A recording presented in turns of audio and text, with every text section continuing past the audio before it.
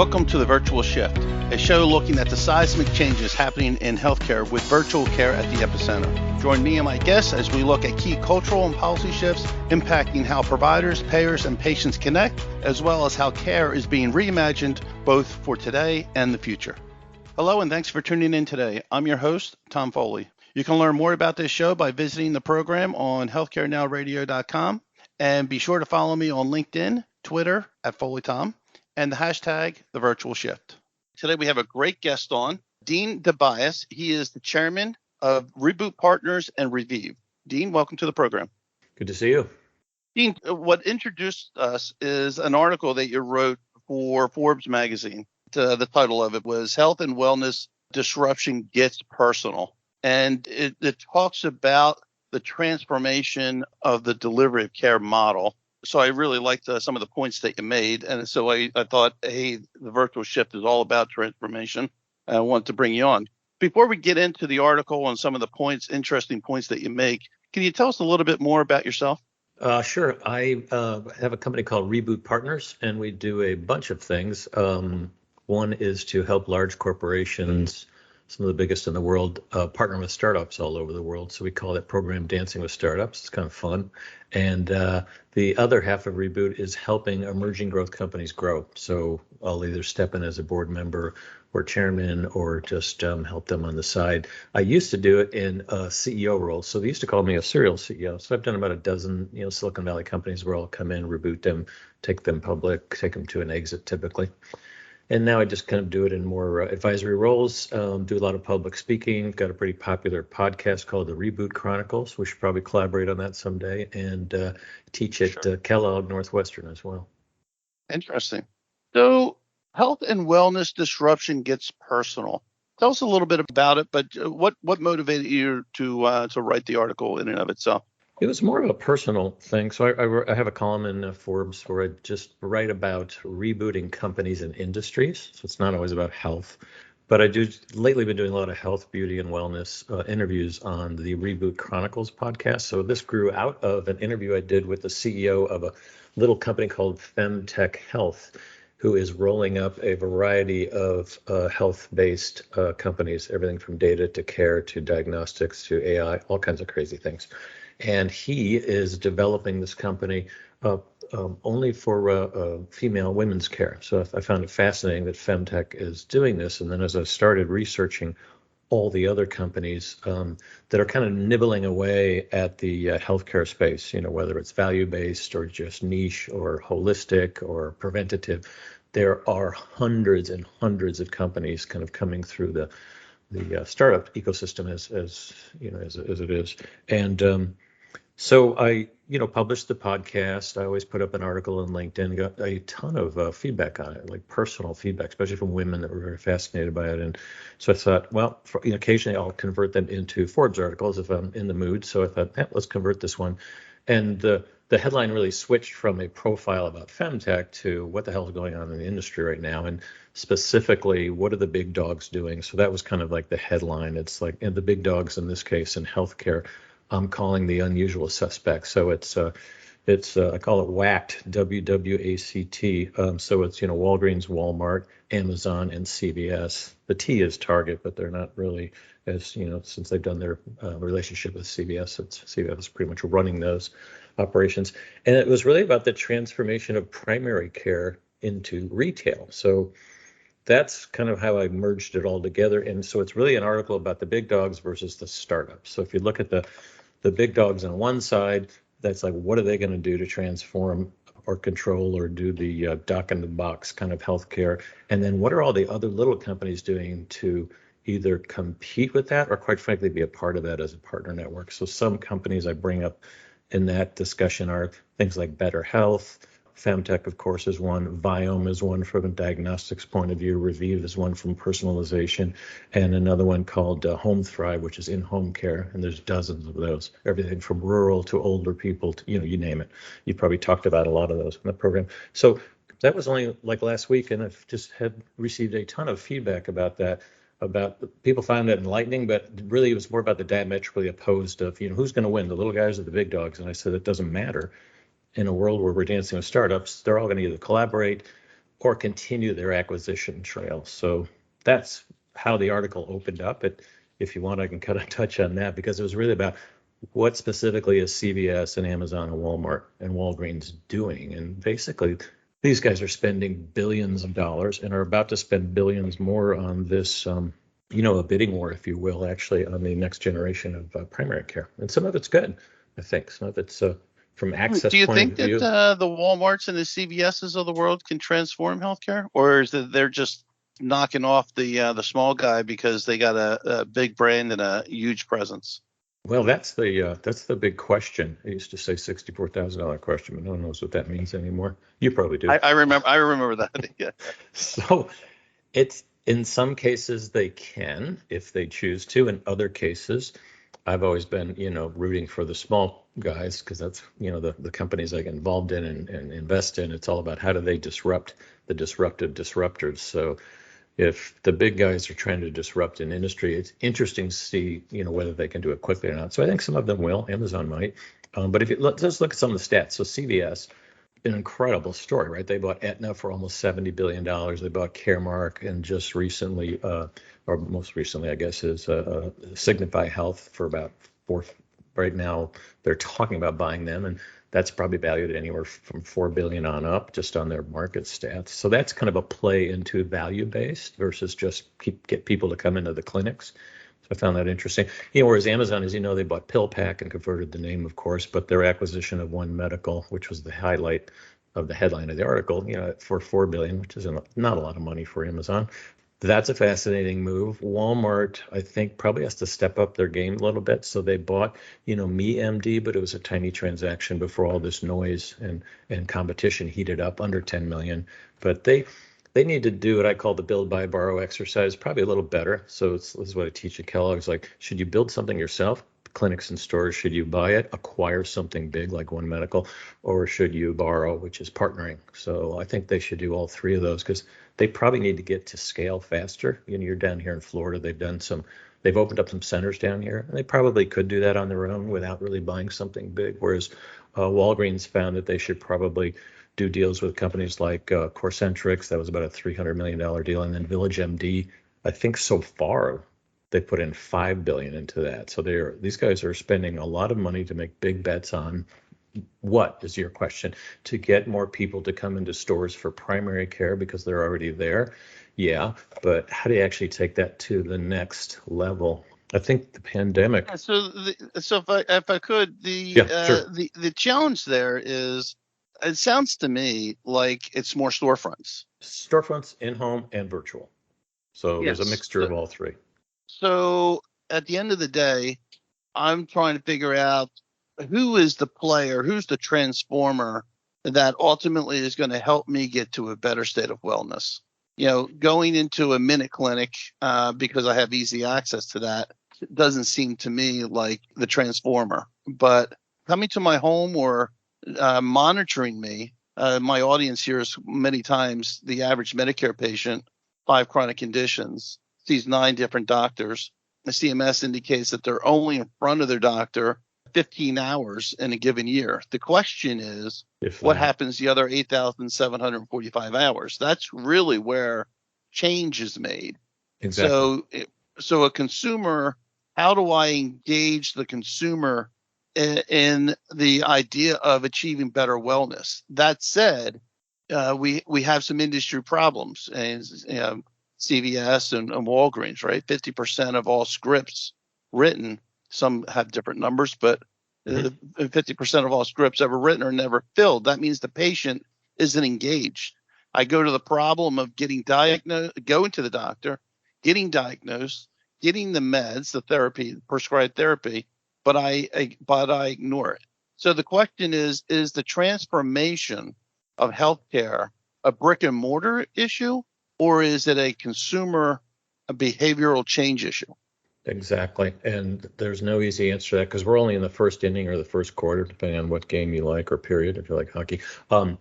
Because there's just a lot of a lot of plates moving around, and one of them is what's the consumer demand. So I was about to say the pandemic did these guys, the storefronts, a favor because they stayed open and everyone went there for everything, right? So people are more used to now actually going to a Walgreens, CVS, Walmart, Target, not Amazon, for healthcare related stuff. And because they are so close to every zip code, it's just easy. It's really easy to, despite your comment about people not picking up the prescriptions. I didn't know it was still that high. So that's interesting. But so there's motivation from them. Why? I want more store traffic. I want more people in. They're going to buy more stuff from us. There's all that built in. And we dispense the drugs. It's like something doctors can't do, right? So that's going on. Consumers are saying, hey, I want what I want when I want it. And you guys have been talking about this value-based stuff for years. How do I get some of that? So someone like you who might be a little bit more remote, it'd be nice to get somebody to swing by and actually do a visit. For older people, whether it's Medicare or Medicaid, depending on the affordability, they need more remote monitoring and diagnostics. And that's why I brought up the startups. There are dozens, let's just say, but literally hundreds, but dozens of really good companies that have the enabling technologies, whether it's personalization or diagnostics or monitoring in your home, whether it's a remote EKG that's not extremely accurate, but it gives doctors some information. So what we're seeing a need for there is for tech companies, like the ones I mentioned in the article, to do a lot of not just the remote diagnostics, but actually a coaching and informing. So there is responsibility on the patient to constantly be updating whatever it is, in this case, an app or some type of a portal. So the doctors or the network or the group can kind of keep tabs on them and actually read them, not something that goes into a file just because it's HIPAA compliant, but actually having a dialogue with someone on a weekly, monthly basis, depending on the condition. So that's one thing. You've got consumer demand, you've got tech enablement, and you've got, the big dogs. We haven't even got into the final thing. Maybe we'll get it to the end. We got the payers, providers, and the pharmaceuticals. Not necessarily wanting all this to happen, by the way. So I mentioned Web3 in the article. That's like the democratization. I was going to go there. Yeah, the democratization and decentralization of the web, which basically says, hey, Dean wants to take control of his internet wallet. He wants to take control of his content. I don't want Amazon and Netflix and Apple and Google to control that. Well, guess what? Those big companies I just mentioned, they don't really want Web3 to come into play. And there's a lot of consumers that don't care for it either. It's a lot of work. You got to do everything yourself. You can't call someone on a 1-800 number and say, hey, my password isn't working. So there is a level of trust in the system. Same thing in healthcare. So if you look at Web3 from a healthcare point of view, what's an example of that? Well, right now, you probably go to 15 portals from doctors that they say, oh, isn't this great? This is HIPAA. This is the new thing. It's like, no, you guys have it completely backwards. I, as the consumer, should go to one portal and you guys should communicate with me on my portal. It's just the opposite. So people are not only picking up their prescriptions, people like me never go on those portals. I don't care what age you are. Well, it's just not convenient. It's not consumer friendly at all. Yeah. And that's the challenge, right? 9 different doctors, as I used in my Medicare example, right? I'm not going to 9 different portals. It ain't happening. Who aren't talking to each other, quite frankly. Who aren't talking to each other, right? So we're 12 years into this transformation, if you will. The clock begins in 2010 when we started to do around about that time frame when we started rolling out EHRs and implementing HIEs, and we still aren't anywhere as close to having an semblance of a national health data network. So that, to your point, whether I go to, I used to live in Jersey, so if I went to New York for great services, or Pennsylvania or Jersey itself, right, nobody really knew about me. The only one that really knew about me and where interoperability is great is when the claims get exchanged, right? Claims can fly, right? That the money, follow the money. The claims interoperability is not necessarily a problem, all right? It's the medical data associated to it. The other one that does a really good job, other area where they do a really good job in interoperability is prescription drugs, right? SureScripts does an excellent job in aggregating scripts regardless of where they're filled and be able to present that into an EHR, so a master list. So there are some good things going on from an interoperability perspective, but we are not nearly there. No, and relative the to headline of the article supporting to me was transformation. exactly, but the headline was about personalization. But we're still in this phase, this early phase, inning, whatever, where it's not personal. So because all this stuff is going on, I didn't even mention that big private equity groups are or have been rolling up and buying doctors' practices and trying to make them more efficient, and that's making them less personal. And then it's interesting because you to go back to your question I didn't answer yet, which was, who's actually gonna transform this? Are any of these big dogs gonna transform it, or they're just gonna, protect their business model? Because this is, at the end of the day, Tom, this is capitalism. So you can't just force this to happen. But if you're looking at, a lot of these, big 4 or 5 companies actually rolling up doctors' offices and embedding them into a location, or using doctors to be part of the remote network, which is what you're saying. There's a couple companies that have launched that just got some major funding in 3 months of time for remote care, because they realized, all the people in the cities, your example in New Jersey, they're fine. We can get somewhere pretty quickly. We can get to a doctor. We can get to a Walgreens. We can get to a CVS. So I think my bets right now with Amazon's big bet on One Medical. So medical and healthcare is a big bet for Amazon, but so is entertainment. So are about 10 other industries. They're just going after everything, and people are concerned about that.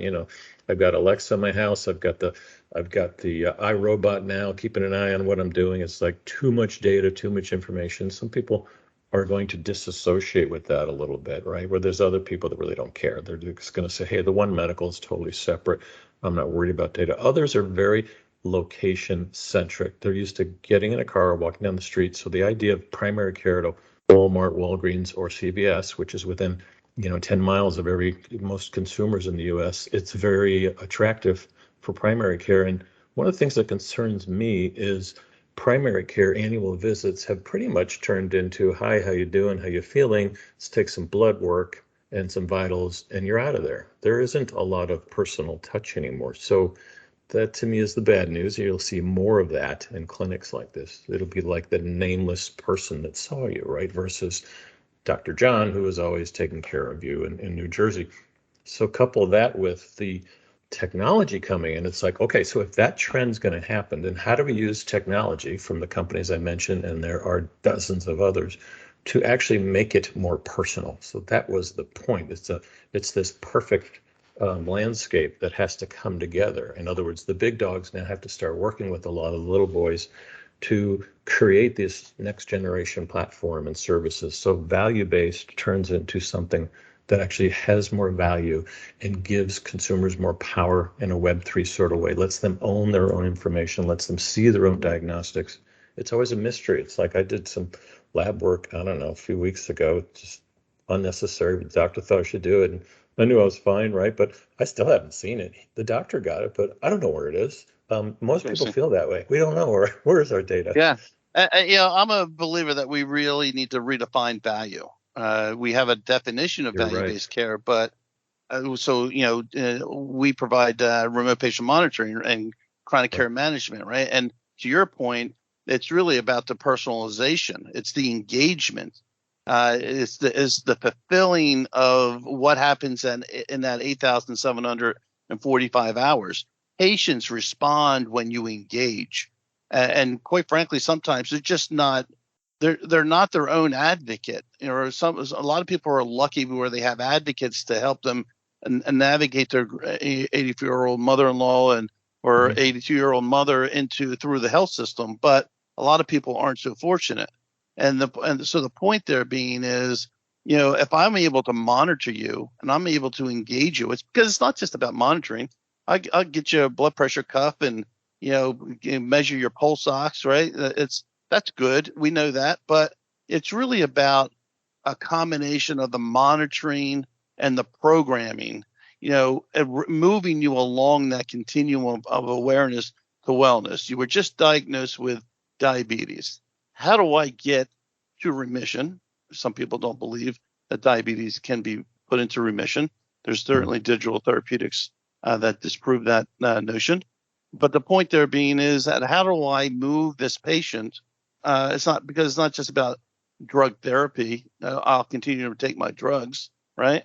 Or I'll put my glucose pump on, and I'll just adjust it based on how much sugar I'm eating during the day, right? That doesn't help you. It helps you maybe short term, but long term it doesn't do anything. The point is that we're just checking boxes, in my view. We really need to refocus on that patient, personalize it, and get the patient engaged and let them drive what it is they need and want versus a public entity, if you will, that's focused on profitability. So that's one side to it. That's kind of why I brought up Web3, because it's kind of a Web3 thing. So you're taking responsibility, you're taking ownership, you're selling your own content and your assets. In medical, it's not that. We're not selling anything, of course. We're taking care of our bodies and ourselves. And I think over time you're going to see that. You're going to see a shift more to, I mean, if you look at things like, the payers and the providers and the pharmaceuticals, they're, again, like the big oligopolies out there. They probably don't want all this to happen, but it's going to happen out of sheer force. It's just too big of a system. But as you see them shifting to cover more preventative and diagnostic treatments and self-care and alternative medicines and things that people actually could be doing to get themselves out of a healthcare hole, usually when they're younger. When you get too old, there's only so much you can do. Our system still isn't doing that. You've probably been talking about this on your radio show for years. It's like, it's not set up to do that. It's set up to take care of, the big problems that you have. That's when the major funding comes in. But so I still see that being fought a little bit. But what consumers want is like, I want to basically be able to manage this without having to manage it. That's another problem. Like if you can't go to get your prescriptions. So most of us, again, we're only talking American audience right now, but it's different in Europe right now. Don't think about this until there's a problem. And that is true. That has to change too. So it's not all on, and then we as a country have a capitalistic, somewhat capitalistic, massive government involvement healthcare system. And so it's not going to change anytime too soon. But companies like yours are probably, and the ones I mentioned, are going to be so important because they are developing the next generation of enabling platforms and technologies that make it easier and actually can bring down the cost of healthcare. The most funniest words anyone ever says, bring down the cost of healthcare, because it never happens, but it will in the future if you let this democratization happen. You let companies like yours actually, you'll probably be 100 times bigger than you are now because a couple new technologies came along that allowed people to do more without having a doctor to come out and visit them or drive out or go into a clinic or even have virtual things. Like there's so much information that can be given to a healthcare professional that before they even call you, they literally know what's going on inside your body. Not to mention, you want your loved ones to know at certain ages what's going on with pops, Exactly. At the end of the day, when you're in the 55 and older crowd, you start to develop. Are you talking about yourself there? What are you doing? I am talking about myself, by the way. Let me be transparent. Do I have a disclosure to make? Yeah, me too. So the point there being is that we've already beat up our bodies, and now we're developing these chronic conditions, but it's too late in the game, if you will, to some degree, right? There's still a path towards wellness or a better lifestyle, but at the end of the day, wellness takes place on day one, and we need to shift that mindset to that model. Obviously, a child can't do that, but the overall system needs to focus on wellness versus I'm only going to call the doctor when I got pain and need to get it fixed. Back to the beginning, right? Talk about the big four, the big dogs I was talking about. Those big four in their inventory, especially Amazon and Walmart, have every product in the world you could ever want to manage that wellness, increase your blood flow, exercise, go out and see the world, bicycles, you name it. Just anything can be a prescriptive from a condition. And that's different than a healthcare system. That's why these billion-dollar bets are so important for them, because they want to be able to talk to you and then sell you something. Yeah, and the question that I've been asking a lot lately is, we can claim and fix the problem of access to care, but does everybody have access to a cure? Meaning, do I have the finances to buy that bike? Do I have the finances to eat not eat at McDonald's every day, and just to do better just on the diet and exercise front. I don't need to go to a gym to exercise. I can get a decent pair of sneakers at Walmart and take some steps every day. But the point is that does everyone have access to a cure versus access to care? I didn't get my scripts filled. I didn't do my diet. I didn't do my exercise. But I'm going to see my doctor in 6 months. I'll worry about it then. Yeah, he'll yell at me for a couple minutes and then I'll be out of there. It's all situational, depending on the geography you're in and the demographic, and whether the at-home doctor visits are back. Everyone thought doctor calls were out in the 50s, Dr. Welby, right? MD. Yeah. Dr. Welby, exactly. So the prescriptive actually just could be, hey, this is the kind of food you should eat. It doesn't have to be an expensive workout equipment or a gym thing. I was just an example, but it could be anything from a pair of shoes, get yourself moving, to quick finger, just eating the right food and supplements, and, as you know, medication. We have a minute left. What should the audience look for in the next 6 to 12 months relative to transformational activities that says, hey, we're finally on the path to something big? Personally, I would just always talk to your primary care doctor, not for what you think I'm going to say, but to ask him if he's staying in business, because many of them are thinking of selling out because it's just too much, or becoming part of a network to handle all the billing and all that nonsense. So that's a personal thing. Just know who you're dealing with. Second one is just, if you're in an area, get to know your CVS and Walmart and Walgreens, and just kind of see if you ever would want to go in there, because if you're going there anyway, it's an interesting thing to think about. And the third one really is the whole preventative personalization, taking care of yourself, but actually figuring out what are the personalization tools I can use to prescribe things to me that aren't drugs yet, but that can actually help me and improve my lifestyle or get me to where I want to go. It's like, don't wait. You got to take charge and do it yourself. I'm with you.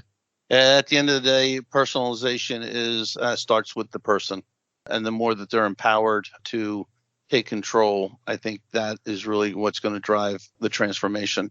I want to thank you for your time. Great insights. Great article. Again, it was a Forbes article printed on August 19th. It was entitled Health and Wellness, Disruption Gets Personal. I encourage everyone to check out that article. Dean, thanks again. I appreciate it. Have a great day. You're welcome, Tom. Good to see you. I want to thank the show sponsors, HP. HP Engage Long Lifecycle Products provides the stability, safety, and security you need, plus flexibility and performance designed for today and tomorrow. As well, GenieMD, providing a modular, scalable, and customizable virtual care platform and clinical services to help providers extend care into the home, increasing access and quality while driving new revenue opportunities. If you missed part of today's episode, you can tune in at the same time, 11 a.m. or 7 p.m. Eastern, throughout the week, and be sure to check out the program page on healthcarenowradio.com. And remember, connect or follow me on LinkedIn, Twitter at FoleyTom, and follow the show's hashtag, The Virtual Shift. I'm Tom Foley. Until the next shift.